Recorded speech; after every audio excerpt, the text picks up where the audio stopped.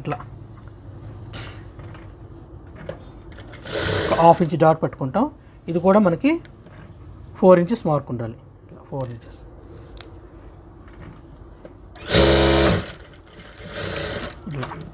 So రెండు కూడా అలానే చేసుకుంటాం. డాట్స్ కంపల్సరీ వేయాలి బ్యాక్ పార్ట్.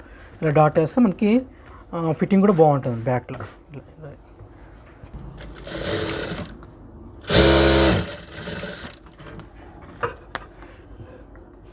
సో మనము ఇలా పెట్టుకున్నాక ఆపోజిట్ వచ్చేస్తాయి. 2 బ్యాక్లు రెడీ అయిపోయాయి. 2 బ్యాక్ పార్ట్స్ కూడా రెడీ అయిపోయాయి. ఇట్లా ఇప్పుడు ఫ్రంట్ సైడ్ పాకెట్స్, దీన్ని క్రాస్ పాకెట్స్ అంటాం. క్రాస్ అయ్యకంటే ఇప్పుడు side pockets. Cross pocket before చేస్తాం కాబట్టి ఇప్పుడు సైడ్ పాకెట్ చేసుకుంటాం.